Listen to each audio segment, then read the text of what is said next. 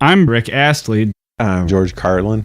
I'm Pontius Pilate. And I'm King Paul. I'm Gary Ridgway. And I'm the cook. I'm Pliny the Younger. I'm Pliny the Elder. I'm Marcus Licinius Crassus. And I'm Nero. I'm the Angel of Death. And I'm Gale. I'm Genghis Khan. And I'm King Joffrey from Game of Thrones. I'm Elizabeth Bathory. Those stories and Andy Rooney tonight on 60 Minutes. Ready? Yeah.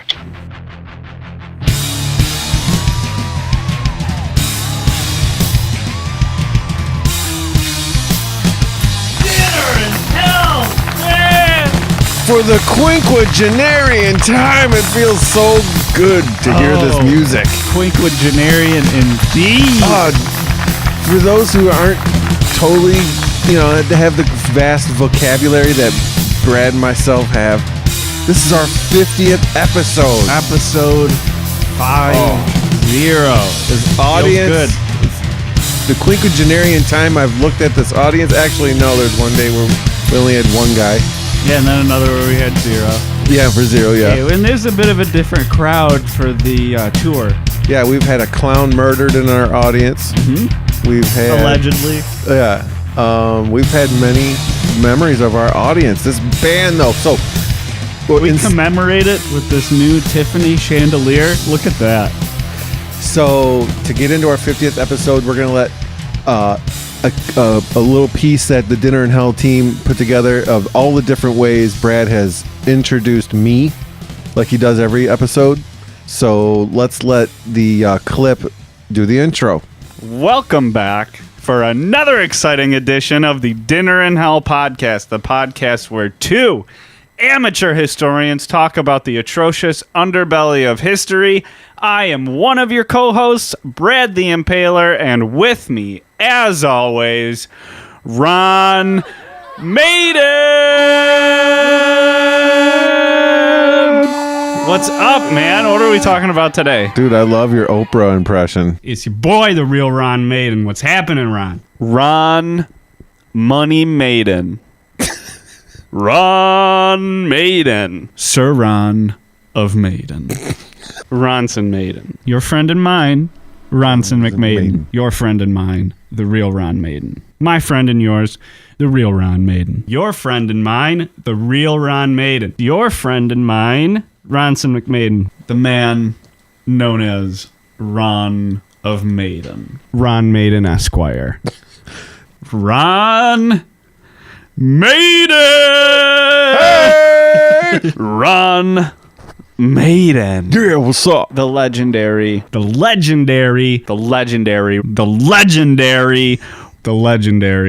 Ron Maiden. the esteemed, most honorable Ron Maiden. The august Ron Maiden. The stalwart, scholar and gentleman, Ron Maiden. The man, the myth, the legend, the real Ron Maiden. The man, the myth, the legend, the real Ron Maiden. What's cracking? The real Ron Maiden. What's up, homie? Ron fucking Maiden. God damn it, we're vulgar. Ron motherfucking Maiden. Yo, what up? Yeah. Ron motherfucking Maiden. Ron motherfucking Maiden. The esteemed Ronald Maiden. It's Ronson. I fucking showed you my birth certificate. Henri Aiden May. Jesus. I was trying to lip sync Brad's intro, but he threw me off with that one. Pig Latin? You pig Latin me? Yeah, I had to, man. Holy shit. Welcome. Oh, that was fun. That was Brad with his many different introductions of my name. Yeah, I was telling Ron earlier that, after I heard that clip, I really ought to plan these out a little bit beforehand instead of just saying sort of whatever pops into my head. He has literally we have amazing detailed notes for each show, but nowhere on the notes does it ever have any introduction for me. So it's always he has to come up with it, as you could see. Good job, Brad. Thank you, sir. So BT, what are we doing here? This is our 50th episode. This is our milestone. This is our first episode was released on Halloween or Devil's Night. Devil's Night. Hell yeah. 2016. Man, so long ago. Yeah, it feels like a lifetime. And what is the most cliche thing for like podcasts to do on their quinquagenarian episode? I believe the quinquagenarian cliche is to do a best of type sort of clip show. Some kind of, you would think that Dinner in Hell would do some kind of bullshit like that, but no, we're not doing a best of. We wouldn't do that to you. We're going to bring you a brand new original episode. We're going to discuss jobs. Yep. Today we're going to take a look back at many of the occupations, perhaps fictional, perhaps real individuals that have come up during the course of our exploits through the atrocious underbelly of history. Where are we going first? First, we have to hear the evolution of our show's opening. Yeah. That's one of our not clips that we're having on our not clip show.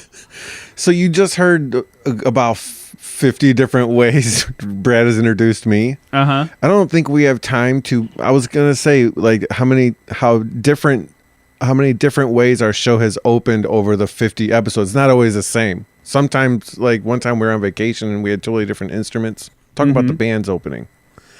Yeah, there's a lot of different ways that this thing can get variable. And I wanted to say, as time allows, I don't think we're able to exactly play every single intro in order, like the Ron intro.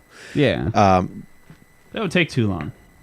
So, our one of our engineers put this together, and this is the evolution. This is all of our 50 intros. Yeah. How they've all, you'll hear them all. The evolution from the first to the 50th. Enjoy.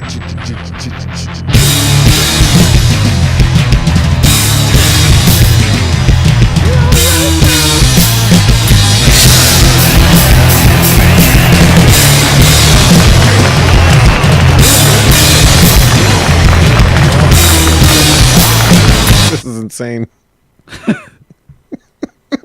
The band is insanely loud. Yeah, so that's it. That's every single one of our intros at the exact same time. Simultaneously. Simultaneous introductions. So you heard, you right now have just listened to every one of our intros at the same time. Mm-hmm. One thing you can count on at Dinner in Hell is some ridiculous shit. Yeah. And I like the absurd, so you're probably going to run into some of that. Now, where are we going first? What job? Well, for job, the first job, these are going to be all jobs that we've discussed on our show in the different past episodes. And I want to say that before we go on, we will be playing clips, but I just want to make it clear that no clip will be longer than like 3 minutes. 3 minutes, 20 seconds is the longest. Yeah, it's just for some context. Yeah, you're not going to be sitting through, 15-minute deals. So these are going to be short, and we're going to discuss them. Yeah, and, so we figured this way everybody will be in on it, even if you missed that episode.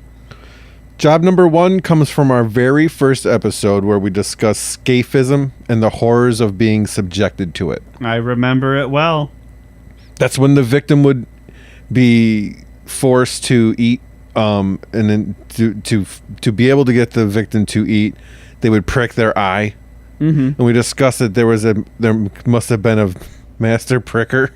Oh, somebody would have to like torture them so they could force feed them. Yes, like somebody has to like do that as their living. Yeah, to prick the guy's eye. So, the episode is called Milk and Honey Remastered.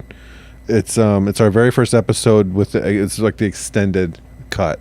Yeah, that one comes with a little bit of bonus content. So why is it called Milk and Honey? Well, listen here. Anyway, where milk and honey come into play are they would pour it all over the execution victim's face, all over their body, paying special attention to the orifices, like eyes, nose, ears. Anywhere on your body that there's a hole.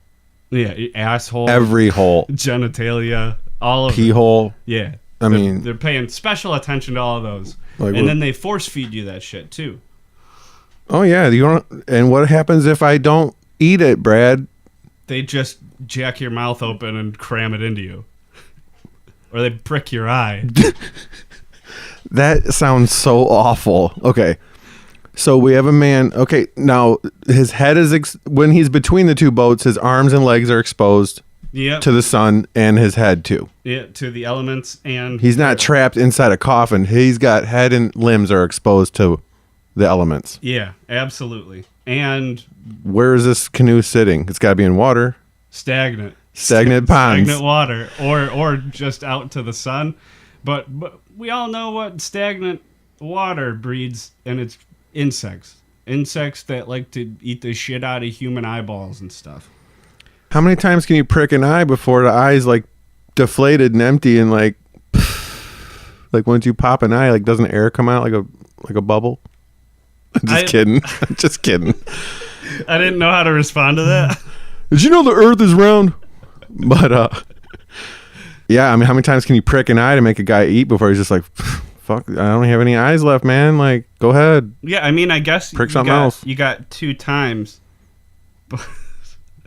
Well, you could prick the corner and then the middle and then the other corner. You get like 3 pricks out. No, what you do is you just take a pine needle or something, just go, dook. You don't have to like hook it out with like a little poker hook, crochet needle. You just take a little pin and you just go, dink. That's gotta suck. I mean, you don't have to stab it. Yeah, that I imagined would be quite horrifying. Yeah, you're not popping the eye. You're just like tippy tip. But part of the reason why this shit is so interesting to me is because I can't even place it in a frame of reference for how I would behave in that situation because it's unimaginable levels of horror. A human did that to a human. Like, that was like, okay, master pricker. Yeah, like the royal pricker. Yeah, it's unbelievable. It's unbelievable. I can't imagine having any part in this scenario. What if your dad is the guy that did that? Like, that's my dad. What'd your dad do? Oh, my dad pricks victims' eyes. He gets information. It's crazy. Yeah, but if you were around then, like if your like friends came over, would they be like afraid of him? Shit. Or dating that guy's daughter. Oh yeah. Like, you pull up on your horse, you know, and you're like, hey, is Sansa? I'm here for your daughter, Chuck. Is Sansa home? Come inside. He's got like needles laid out on velvet on the table. Yeah, pick the needle. Pick the needle I prick your eye with first. Second eye if she's late from the beheading you're off to. Yeah, enjoy the beheading. Jesus. Episode 1. When you go in that clip, you go, it's unimaginable levels of horror. Dude, that would be such a great like little tagline, like Dinner in Hell podcast, unimaginable levels of horror. Yeah, that one's probably would be pretty good. That was in episode 1, and that about sums up our freaking whole series. It's unimaginable levels of horror. So those that have heard our shows and listened to multiple shows of ours, you know what kind of shit we bring. Yeah, it's we inform the world of today about the weird ass crazy shit we did to each other in the past. In case you weren't aware of it, we make light of some pretty crazy shit. In case you didn't know how to, they make shrunken heads in the freaking Borneo and shit. And, well, you listen to our show and you get that all figured out. I still feel the same way though. Like, I don't think I would make a very good master pricker. I don't think I would make a very good one, and I don't even know what's the training for this position. I feel like I could. I mean, that's pretty dark, but if it was like each one of these victims were like people that like set babies on fire. It's like, Well, okay, yeah. I could be Master Pricker. Like, But it's probably like a guy who just like accidentally like didn't bow right. do you see what I'm saying? Yeah, like that would be soul crushing to have to enforce that shit on like just like people that the dude didn't like. he fantasized about the queen, that kind of shit. Yeah. Oh, go back and listen to our catalog of shows, and we're touching a lot of these things. Me and Brad are saying to each other are like tongue-in-cheek references to different episodes. Like, people were punished for fantasizing about the queen just for thinking about it. And I suppose if this strikes you as self-indulgent, it is, but we're having fun, so whatever. Yeah. So that was job number 1, the Master Pricker in episode 1. Are we ready for the next one? The next episode, the next job we're going to talk about is a chef. Well, I gotta tell you, that doesn't seem quite so bad. Well, in episode 2, Roast Beef, the Brazen Bull, we discussed a tyrant named Phalaris, a Phalaris. We didn't really come to an agreement on how to pronounce that guy's name. I say Phalaris. But he was a definite tyrant. There was some tyrants that like helped things keep in line, right? There was tyrants that actually kept like cities. It's not necessarily a bad word, but with this guy, this guy was the bad. Read it that way. This guy was the bad version. So this is job number 2, the chef. There's also reports of him eating suckling babies for dinner, human being babies. I don't think I can even bring myself to eat suckling pig, which is like a delicacy in Spain. Okay, that I don't think I'd have a problem with, but I don't think that gets me any closer to eating a suckling baby. Suckling baby. Now, whose baby? Servants? People? I assume it would just be whoever. I don't know. This guy seemed to be extraordinarily brutal. Yeah. Imagine being a pregnant lady back then, like trying to keep your out of the tyrant's sight, or of his men too. Like, find me a pregnant woman. Yeah, especially like an hour or so before dinner time when he's really hungry. Okay, you did it. You got me there. That could be a Snickers commercial. Jesus Christ. Phalaris, stop eyeballing that baby. St. Louis style baby. You're such an asshole when you're hungry. You Here, have a Snickers. Do you think Snickers is going to sponsor us now? Yeah, different barbecue ribs. You know what I mean? Like, oh, how do you like them? Dry rub, St. Louis, baby back. You're like, can you do this suckling baby back for me? Can you think you do that? Literally? Like can I have the literal baby back? Not baby back, but like, just give me a nice, St. Louis style barbecue sauce on that. Lather it. I mean. Yeah, well, we're talking about the Mediterranean, so it'd be nice and spicy, rich, earthy. And if you're still listening and you're still with us, we are talking about ways to prepare baby. Yeah, so how would you like to be? I don't know how many Michelin stars that guy's going to get. I don't think many. Our first episode was our most insane execution method. And then our second episode, boom, back. We're talking about the Brazen Bull, but in that episode, we discussed Phalaris eating suckling baby. And we're sitting here thinking, like after we record the show, me and Brad will like dwell on the past shows, like off mic, you know? Mm-hmm. And we're always like, someone's got to fucking make that baby. Someone's got to be this tyrant chef. Mm-hmm. And if you're the chef of the tyrant, you got to be fucking good at it. Yeah, or at least you're probably doing it all the time. Like, you gotta have like you've rose to what is ostensibly the highest chef rank. Suckling. You gotta have suckling baby down. Like, I got ribs down in this shitty smoker I've got at home. I can nail ribs now. So this guy can like nail suckling baby. Yeah, like he knows all the little tricks on how like it might be fucked up. He's like, you want this? No, forget it. Yeah, it's just that's probably enough. Holy shit. That was episode 2, and Brad friggin' I don't know, what did you say where I was like, where I reacted like, you got me? I think I just reiterated that he was eating babies. Yeah, that's so crazy. So like right out of the gate, unbelievable levels of horror. Number 2 episode. We top it immediately. But I have to say now that we're running through these all in a row that I would much rather be the Master Pricker than Phalaris' chef. Fuck. Because they're probably brought to him alive. That's so fucking awful. This show is atrocious. Yeah, the underbelly of history is atrocious. And we're hitting like just the highlights now, kind of. So that's so I'd say so far, Master Pricker's best job. Yeah, because you could be pricking the eyes of like Dicks. people that like burn houses down like an orphanage. Yeah, you could. Like you could be pricking his eye. So okay, moving on. Something little more. This is like a summertime job. This is job number 3. We're gonna discuss being a pool boy, right? You know, being a pool boy.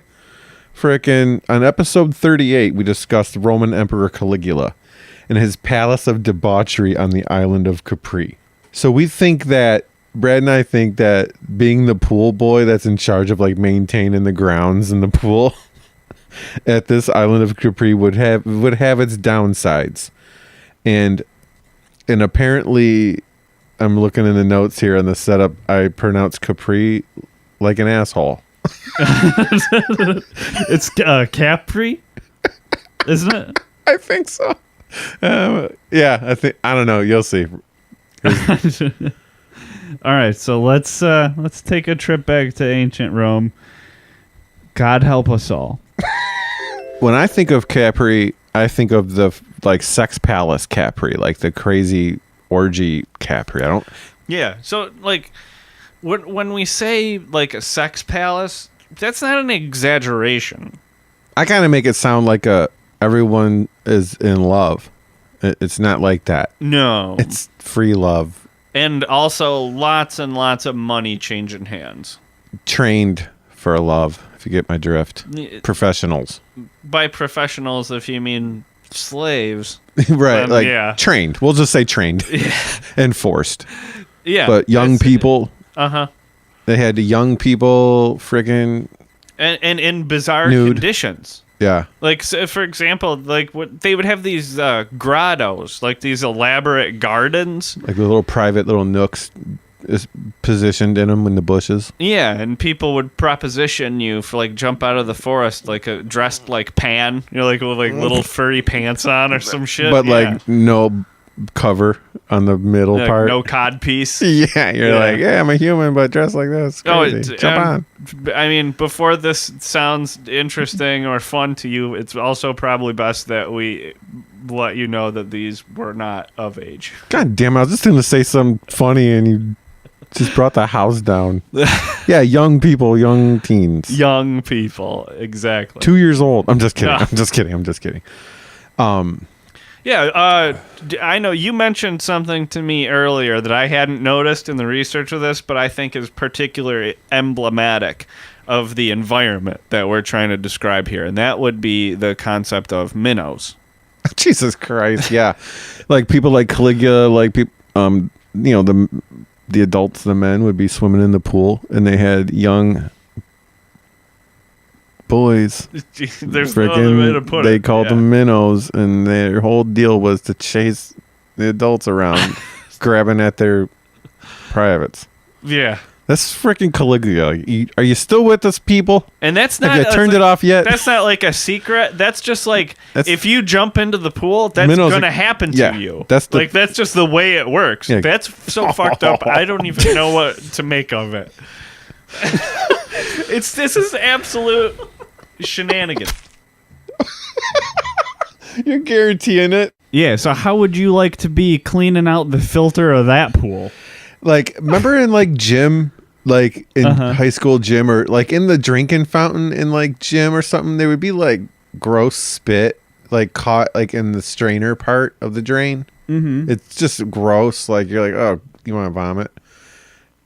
Okay, now think about the bottom of the pool or the filter of that friggin' gross freaking sex palace. Honestly, So I'd gross. rather not. That's a pretty haunting fucking nightmare, man. Jesus Christ. Pool boy. So, how you doing now, pool boy?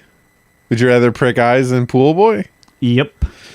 One little detail about that place, Capri. I would just be terrified to be there. I would do whatever I had to do to not be on Capri. I was saying Capri. Hey, like every episode, Brad brings in the show with two very amateur hymn historians. Mm-hmm. I even just said historian wrong. I just said hymn historians. If you listen close, play it back. And I don't say very anymore. We're just too amateur. Yeah, we talked about. Yeah, we're not very anymore. No, we've That's gone right. up a level. So if you've been along for the ride since episode 1, you heard us go from very to not very anymore. Mm-hmm. It's nice. Yeah, It's a nice little thing. That was from episode 38 about Caligula. yeah. He was one motherfucker, man. Just a total crazy person. Did I say that island had dungeons? I don't think you brought that up. Capri Yeah. had dungeons also. Not only did it have like a, adult playground above ground, but down below, that's where like Yeah, but think like exploitation film, but in real life, like Hostel in ancient Rome, but for real. I think it was Caligula or Nero on our episodes would just go down into the dungeons and watch people be tortured. Yeah, it's how he'd spend his like Was day. it Caligula? Actually, I think that specifically was they both did that. Yeah. Yeah. I mean, that's because what did we say? There's no TV, right? Yeah, there's no TV. There's no TV back then. There's no iPad. So what are you gonna do? You're gonna watch a guy get tortured. And they're like teenagers, when they were first visiting. So it's like there's no MTV Raps. So at what age were they doing this? They were teenagers when they were Would you say- entering into power, yeah. Would you say they would be like 13, 14? A little bit older than that. Would you say that they're like I trying think to? Nero went there the first time when he was like 15, and Caligula, I think he was 19. I think I have a dinner in hell theory. Mm-hmm. Dinner in hell going deep. I think I have a dinner in hell theory. That they were going down in a dungeon to avoid the pool. They I don't didn't think want to they- be. They didn't want to be the minnows. Yeah, get tossed in. Get over here, Nero. Get over here, little boots. Caligula, little boots. Again, absolutely flawless Roman accent. Can't be fucked with. Get over here. My Roman Mortal Kombat accent. Come here. We have another job, career path, number 4 on the countdown.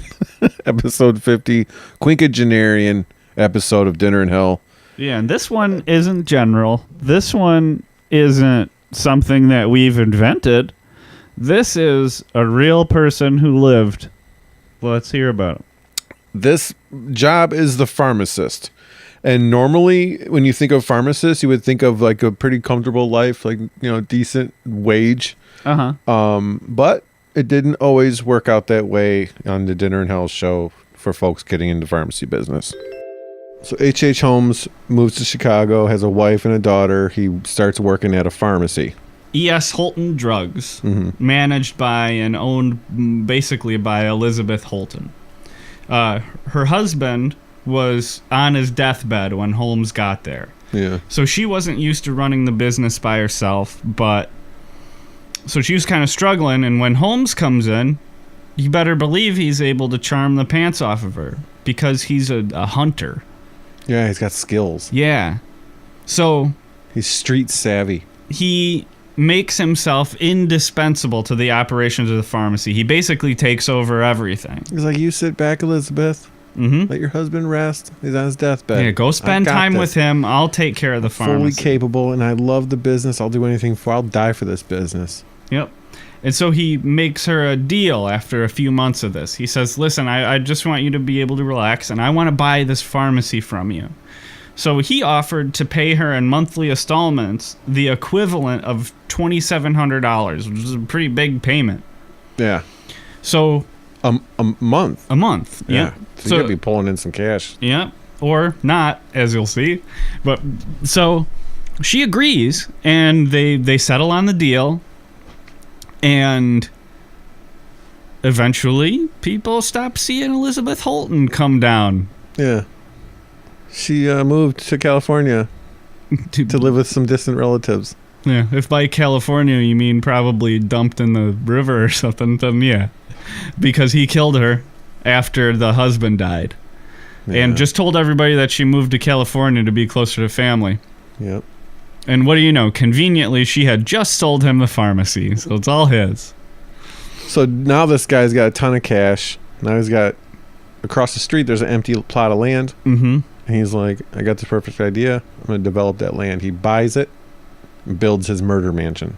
And when he buys it, he registers it under a false name. It's not even his own name. It's not even his. It's a fake person. So he builds the murder house. He builds the castle. Yeah. And this is just really to hammer home what kind of shitty character we're dealing with here. He puts the pharmacy up for sale after he's moving everything into his new building. So a guy from out of town comes in and he assures him, he's like, look, I'm selling you this pharmacy. I'm doing great business. Like, there's no competition around here. Like, here's the deal. They make a deal. The guy's excited about owning his new pharmacy in a fast-growing city. Holmes just reopens his pharmacy directly across the street. Yep. Like we said, there was retail space, pharmacy. Yeah. That's awesome. So he just completely fucking threw that dude right under the bus. Just screwed him out of a boatload of money. Yeah, H.H. Holmes, world-renowned serial killer, scam artist, and fucking asshole. Like he'd be in like the Asshole Hall of Fame. That's perfect. Oh my God, that's perfect. I stand by that. H.H. Holmes should be in the Asshole Hall of Fame. Yeah, that would be a sweet movie. Guys, like, you can see like the guy smooth talking the owner, the woman owner, while her husband's ill. Oh, not only that, but I had a listener. I had some feedback from a listener that said that he remembers that most from our show is from the HH episode is from when HH screwed over that guy that bought the pharmacy. Because it's so like relatable. Like everybody's gotten screwed in a deal at some point in their life. And he also left kids. Like he fathered kids and just like boogied later, like 2 different times. H.H. Holmes. I don't take too kindly to that. Episode 13, that was the house that Henry built. That was a good one. But I think Leonardo DiCaprio owns the rights to that story or something for a movie idea. I think he'd do a good job playing him. Yeah, I might as well. I think he would. And didn't we in our research and our discussion on the show, didn't people say that he was a huge fan of Jack the Ripper? But they were also saying like they never did find Jack the Ripper. You know, they were saying that Henry was Jack the Ripper. Yeah, it was like a rumor. The timelines don't line up though. He couldn't be. He was also a U of M graduate. Proud, go blue. That freaking Henry, he freaking had it all planned out, man. He had like gas tubes pumping poison into the rooms on the mansion. Yeah, people would sleep. All kinds of wackiness. If you haven't heard that one yet, you've got to do yourself. Next time you're freaking doing dishes, put on your little Bluetooth speaker. Put on episode 13. I would say that this episode, or this profession rather, as this guy, the pharmacist who got boned in that real estate deal, ranks second. I would rather be him than anybody else because he doesn't have to hurt anybody. Yeah. So it's the number one job I would take.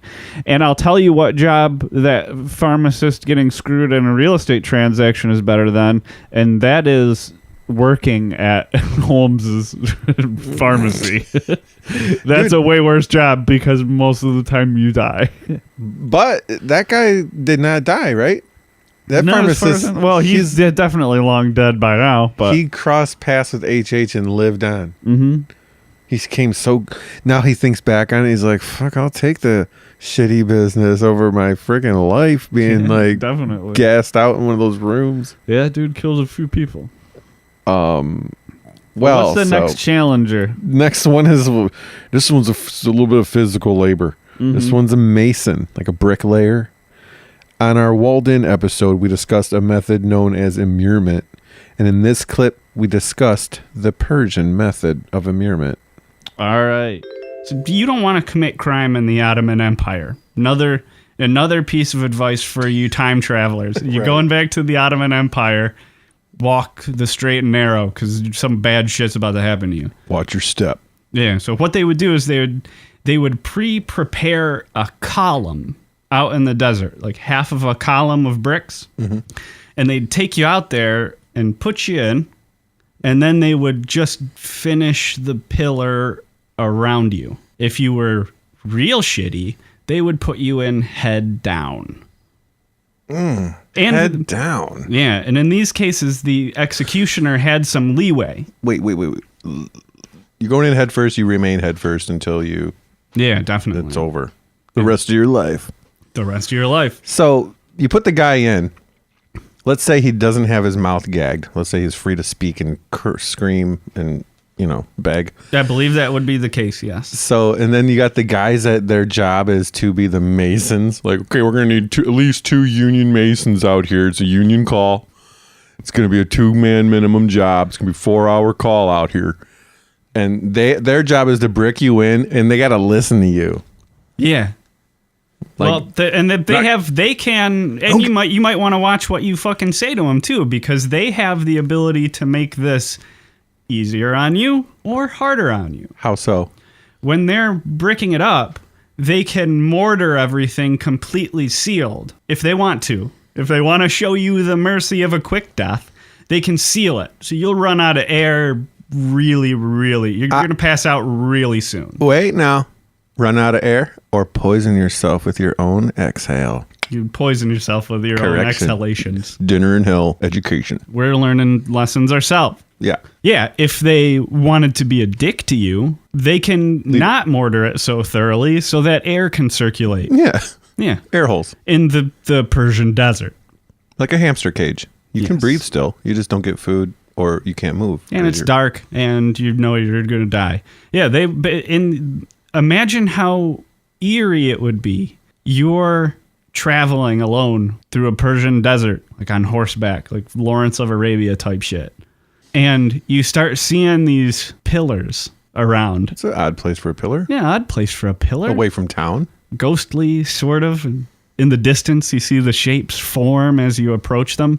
And then you get close to one and you hear a soft begging for water. Help me. I'm so thirsty. Agua. Agua. Isn't that Persian for water? Agua. Yeah, I assume they were Spanish speakers. Isn't Persian Latin based? I don't know. I'm just kidding. So they, you'll hear faint little whimpers for requests for more water. Yeah, so after 3 days in these pillars, they could be still alive begging for water. You're on horseback going, man, I hope you had water. Shit. Yeah, fuck, man. Camelback. That would suck to see. It would suck to do. It would suck to have it done to you. All just rotten all around. That's terrifying. I love that. It would suck to see. It would suck to do. It would suck to have it done to you. I stand by that for sure. I don't want any part in this scenario. Imagine having to slowly do that while like the person's like begging for their lives the entire time. That's immurement. They didn't have noise canceling headphones in ancient Persia, so you would have to endure it. Yeah. I say there's no way in the world I could ever do that. Man, so like they would put you in head first. Would they wrap your arms to your sides and tie you down, or would they just put you in like with your arms free? I hadn't thought of that. Like, would you be able to sort of like hold yourself up, or would the weight be on your fucking dome? Would you just constantly do handstands and just drop yourself on your neck and hopefully you freaking snap your own neck? Here's the thing, though, is if you fuck up, you can't help yourself. Like, you won't be able to push back Well, up. maybe you'll suffocate then. Yeah. I don't know. Your floppy neck. This is They're now bad. That was episode 6. So we brought it in hard early on. Later on in like the late 30s, 40s, we did the Holocaust series. It was like that of all the crazy shit, the Holocaust series was the one that turned out like real dark and real freaking bummer to where me and Brad were like, what are we doing with our lives? Yeah, even for us, it was like too real. We had like an existential crisis during that episode. One of our other topics of our past episodes was immured, right? Was Bathory immured? Yes, she was. Yeah, Bathory, the Blood Countess. Mm-hmm. She's from Bloodbath and Beyond. Yes, that's a good one too. I'm not sure what number that is. Okay, so actually we go from episode 6 to the very next episode on this job here on episode 7, the Samurai Code. A samurai will have a samurai apprentice. Well, number 6 on the countdown is the Samurai Apprentice. Yeah, being a samurai is dope. Being a samurai's apprentice, however, not so much. In this clip, we get right into some hands-on training between the samurai master and his apprentice, Roy Bushido. Yeah, but of course, as you may have guessed due to the podcast you're listening to, there's a whole lot of ways that the samurai seem to completely disregard that code. I know you guys are sitting here listening going, get to the awful shit. That's why I'm listening. It's for the awful part. How are you going to shock me today, Dinner in Hell? And this is where we get into it. So one way that they ignored the hell out of that code, at least in my opinion, would be the Wakashudo, or the Way of the Youth. Oh, Jesus. What this practice in samurai culture was in regards to is the relationship between a samurai and his apprentice. It was generally the realm of the samurai to teach his apprentice how to fight, how to govern, all of his education. Math, skills. Yep. Literacy. It was generally handed down from one samurai to an apprentice. But it wasn't the only thing that was handed down. Scrapbooking tips? Scrapbooking tips? I'm sure. They probably had tons of scrapbooks back then. Mm-hmm. And they also... Pieces of flesh. Were encouraged to have a sexual relationship. Oh, yeah. Yeah. I knew you were going to say that. I mean, that's obvious. Yeah, so samurai... They wanted them to have a close bond.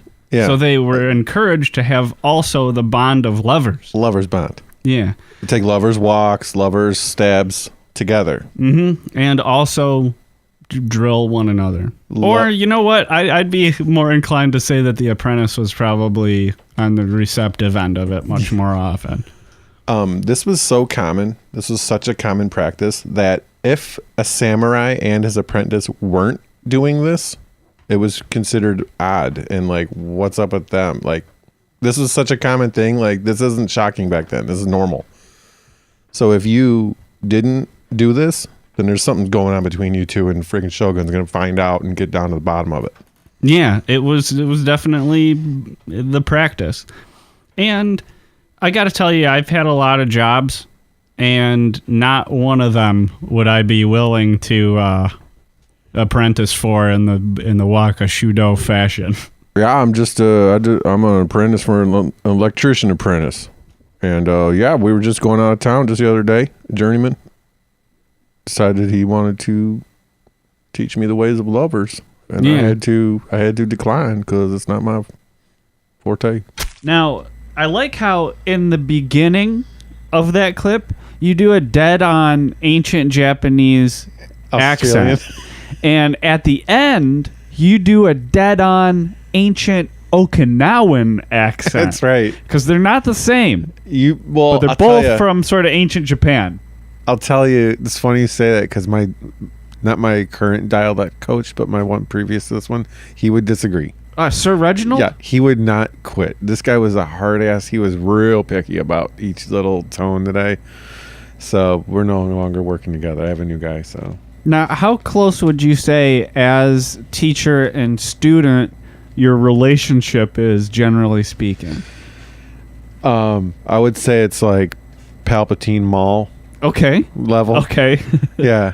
like a Real like a close. Sith master and his apprentice. That makes perfect sense. He tried Wakashudo on me. And I was like, that's not my forte, as you heard me just say. I'm just Yeah, kidding. you can't focus on, proper inflection in your Welsh when you got to worry about that kind of harassment. You just can't. You just can't focus. Samurai Apprentice. So now where are we? Would you like to be a bricklayer in the Persian desert? A master pricker? Okay, well, Get screwed out of a pharmacy or... Samurai Apprentice, I think, is going to slot in right there at the bottom of the list. But once you become a samurai, then you can do like payback time. Get your vengeance. That's awful. Yeah, that doesn't sound like fun to me. Get over here, goddammit. Never mind. Say hold So we're still. sticking with the Okinawan accent. Whew, you got a freaking ear for that shit. I gotta hand it to you. I'm a dialectician observer, a spectator. I'm the only one, but I'm super into it. There's maybe like a couple Twitch streams out there or something. We have a couple more jobs. We have 2 more jobs to bring in on our our first so far this is sort of like the Elite 8. from our first 50 shows. Yeah. Next on the list, we have a slave. A freaking slave. We discussed slaves once. And this in particular is a fill-in slave. On our New Orleans Nightmare episode, we discussed slave owner Delphine Lalaurie, whom was known as a bad slave owner. And as among other bad slave owners, she was known as extremely bad. So Yeah, so is that like in prison when like the prisoners who maybe they're in there for bad stuff themselves still like hate child molesters? Like is that the kind of relationship like I would think it's more like if, like, let's say you go to prison and you have a bad warden, but then you go to Shawshank and you have that warden. an even worse one? Right, like the worst. So in this clip, one day Lalaurie has a little slave named Leia. She's like a young teenager slave, fill in for another slave, and she's brushing Madame's hair and gets a snag in it. Probably the best example of how just awful she was is one of her regular attendants was sick, so she couldn't perform her duties. So a 12-year-old girl, a slave, was filling in, and when she was brushing Lalaurie's hair, she hit a snag, which, I mean, happens when hair's getting brushed. It's probably a very common occurrence. Yeah. She snapped just at this and grabbed a whip and started chasing her around. Her name was Leah. Are we talking like the whips that we gave out to the audience today, the souvenir whips? I don't think so. Okay. Different kind, like a bullwhip. Yeah. Like Indiana. We walk from here. Or God knows what. I imagine a bullwhip. Dr. Jones. No time for love. Shorty, pull up the Cadillac. Yeah, so just for hitting a snag in her hair, she grabs the whip and starts wailing on Leah. And Leia's like, what the hell? I'm filling in. Was this how you guys do shit here? Yeah, so she's trying to get away, and she's running all around the house from her. Madame Lalaurie is chasing her around. Fucking Leah's on one side of the table, Lalaurie's on the other side, like running, right to left, like. But yeah, but she can't juke her. She can't get any separation. And she's like whipping the whole time in the air, like whoosh, like whipping at anything, trying to get her. Yeah. Lalaurie was probably good with the whip. She probably had a fuck ton of practice. She probably like snap a cigar out of your mouth, like whoosh. Yeah, so what ended up happening, though, is she chased her through the house and up onto the roof, where rather than face the anger and wrath of Lalaurie, Leah jumped off the house, committing suicide. Yeah, her motionless body lay on the lawn below. Yeah, they tried to drag her inside, but the neighbors had seen already, so this was out in the open. She couldn't hide this one. I'm assuming they could hear the nightmare going on too. Yeah. Fucking psycho bitch screaming God knows what, chasing this poor girl around. Oh my God. Fill in Slave. Yeah, I think Slave can safely immediately slot in at the bottom of any ranking of jobs of all time. How did we find this topic? I think it was probably like just a random. Sometimes we'll be looking up topics, we'll research them, and there'll be suggested topics that go along with it. Like, oh, other assholes from history. Like, I've had these fucked up interests for a long time. So I've known about her for a while. She may have been on the initial like list of ideas that we had from the get-go even. what a nightmare. That's funny. Yeah, that's a pretty good, accurate description of it. She's a nightmare. And we called it New Orleans Nightmare. Yeah. Episode 15. That's funny that it's just naturally New Orleans Nightmare. I mean, what else? It was in New Orleans. It was a fucking nightmare. Welcome to Dinner in Hell. But yeah, and there's some good alliteration. I think it was a good title. I like that one. Frickin' we have another job. It's our final job. I'm not really sure what we're going to do to close this thing out. We're going to do something. But we will discuss one more position. Yes, there is one final job application in the Dinner in Hell list of fucking shit jobs. And you think like the next final job is janitor. And you may know a janitor, and you probably think it's not totally a bad job. It's a job that I've basically done and enjoy. Not the most glamorous. Not your dream job. Nah. But let's say you're a janitor and then this happens to you. After all this whole shit, the story of Hans, something they discover something at his place he used to be the priest at. Oh, yeah. Back in Louisville, if you'll recall, we mentioned a little 9-year-old girl went missing while he was briefly the pastor there. Yeah, I recall. Well, afterwards, they found her in the basement of St. John's Parish, where he was the pastor of when she disappeared. Imagine that. And she was dismembered. Dismembered. Dismembered in exactly the same way as Anna Almuller. Whoa. Yeah, torso in half the same way, limbs in half, head separated. We should freaking write this movie, dude. And that's how they discover I'm sorry. The body of the 9-year-old was discovered and it was blamed on the janitor for the whole time. Like this janitor was paying the price for it. This is like the last 10 minutes. This is like the last 10 minutes, the post-trial 10 minutes of the Law and Order SVU episode that we're doing here. Yeah. Yeah, this is when they're trying to get the guy that was wrongly imprisoned for it out. Things that cops never fucking do. So this is how we do it. We're going to write this movie, okay? It opens up. They discover the body of a kid in the basement of a church. All eyes lead towards who? The janitor. He's like, I didn't do it, I swear. And you're like, why'd you cut her up? Why'd you cut her up into these many pieces? And the whole movie, they're trying to put it together. What? And then they find the body of that girl cut the same way later by the priest. And the detective that was on the case back at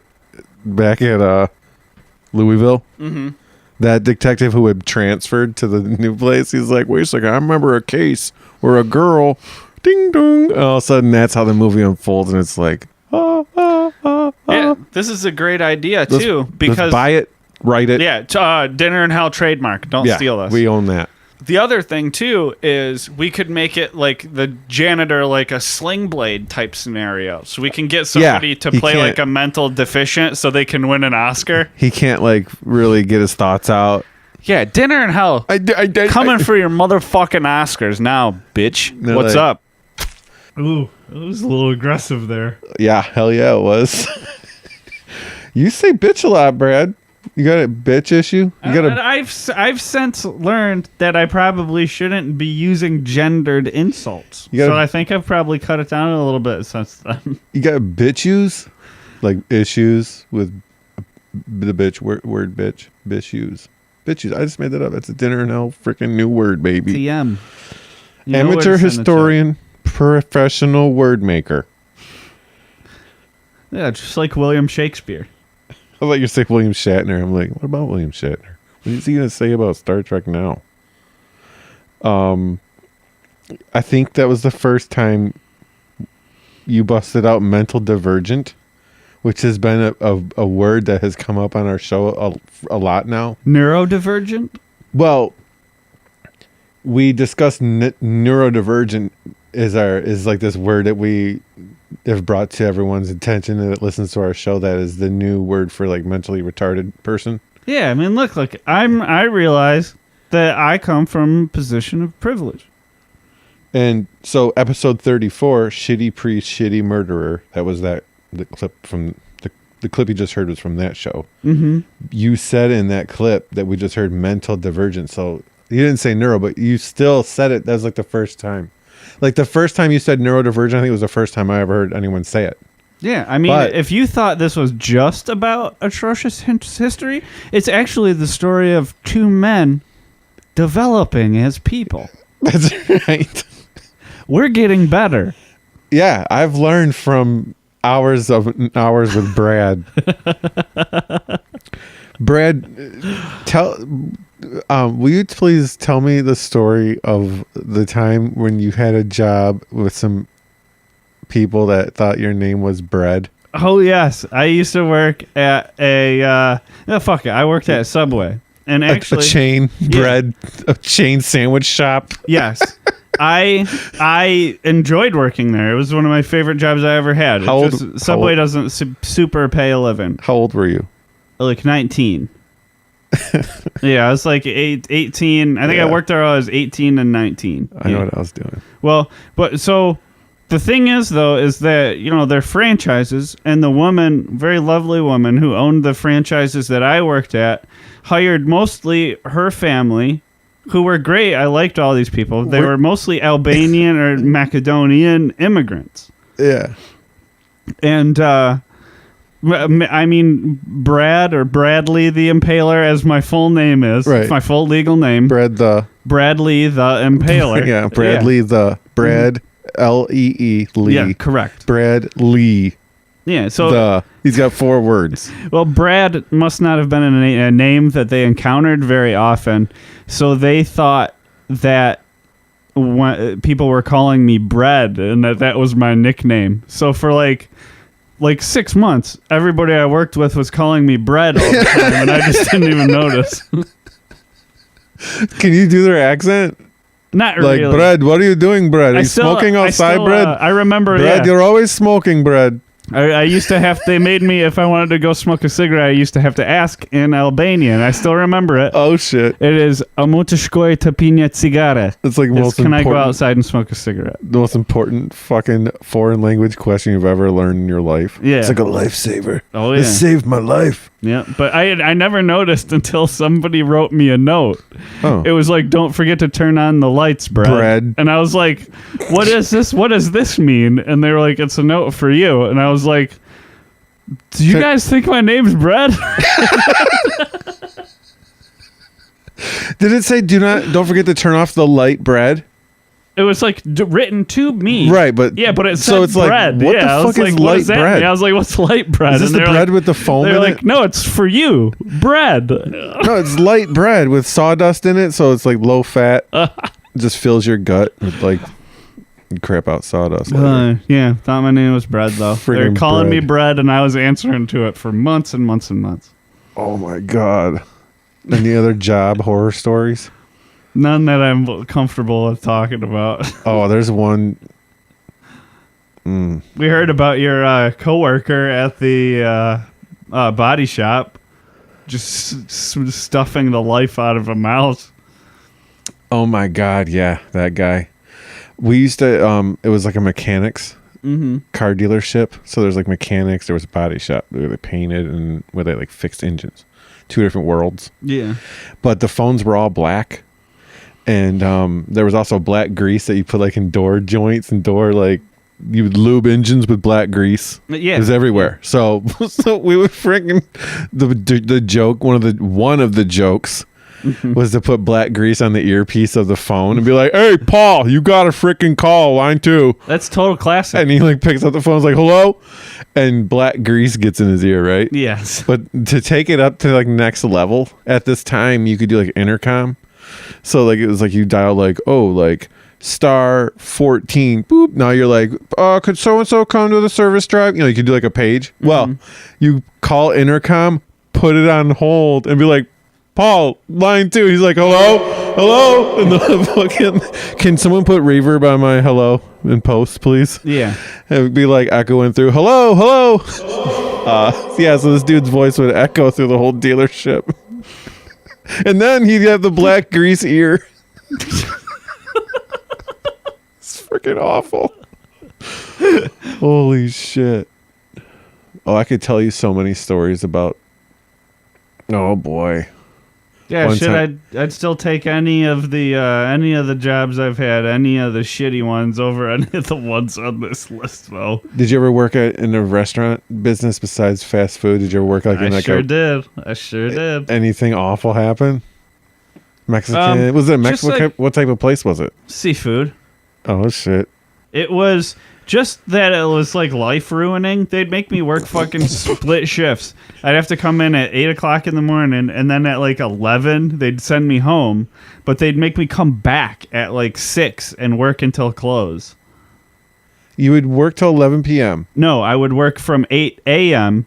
until like 11 a.m. They'd send me home, Would and you I'd like have to come back like 7 hours later at 6 p.m. and close the restaurant.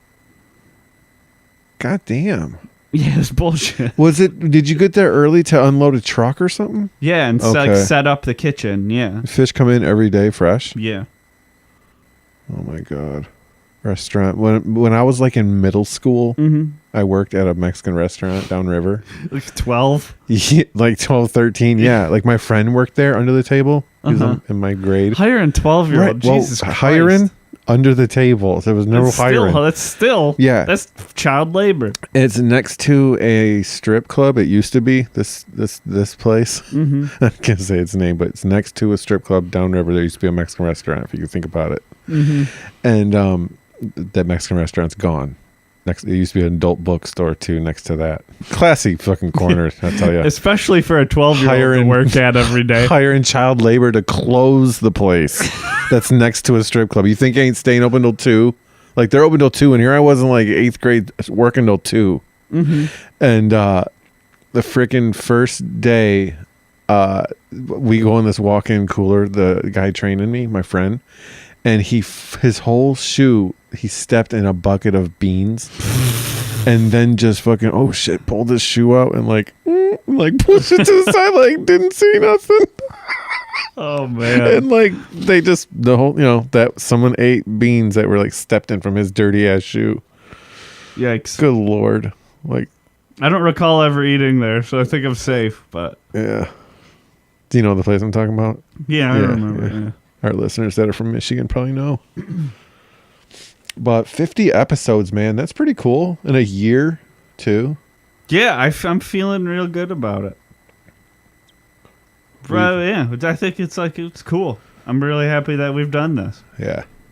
Got to learn a lot of shit. Had some fun. Yeah, I've learned so much shit. What's the craziest thing you've learned so far? I think it was Nero, when he would have the people tied out to stakes in the wilderness, and he would dress in like animal skins and then go bite their fucking junk off with his mouth. Remember that? That's the craziest thing that you walk away with right now. Yeah, that's the first thing that comes to mind. Mine is the suckling baby dining on them. That always in episode 1 and episode 2, I think, were one of the two hardest hitting like topics. That's crazy.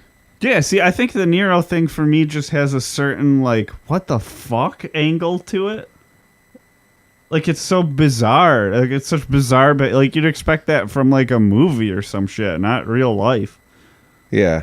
That would be a good movie too, because remember when he tried to have his mother killed on her boat? He he had it timed to where the roof would collapse on her and crush her on the boat. Oh but yeah, it failed. That dude's life was fucking crazy, like a shitty concrete roof, Mm-hmm. And it didn't even. It killed her friend, I think, or something. No, it was like they knew about it, so they wouldn't go into that room. Yeah. He tried to have her killed a couple times. Finally, this one guy got her, and it was like, "I'm here to kill you. Let it happen." And she was like, "Stab me in the womb," because that's where fucking this asshole came from. Yeah. Agrippina. Have you got pina coladas? The elder, I think, because I think he had a younger sister named Agrippina too. Yeah. Or somebody, I don't know. I can't go. Yeah, I don't know. That family was fucked up. I was looking up notes for our episode 51. We're going to cover the Blood Eagle. Mm-hmm. I was looking up one of the guy's names is like his last name is like the long-legged. Did you see that? Yes. I was trying to think like, were they talking about his long one leg or his long leg in between his legs? Like probably he just was tall. But like all the names in it are like straight out of fucking Lord of the Rings, and I'm not exaggerating at all. That the next episode, Blood Eagle, was requested like on social media, so it'll be, and also the mental health episode was a request from social media. So like, again, if you have an idea, send it our way. We can cut it into our itinerary of shows. We have shit lined up. I mean, we can like move things around if you want to hear something sooner. So that happens. We do get requests and we do them. So thanks for that feedback and interaction. And if you want to send us any of those requests, the best way is at Dinner in Hell Pod on Twitter. We are also at dinnerandhell.com. We are on Facebook, SoundCloud, YouTube. Email us at dinnerandhellpodcast@gmail.com. And please don't forget to rate and subscribe on iTunes. Boom, episode 50. In the bag. New content mixed with old content. It's like freaking win-win. We'll see you next week.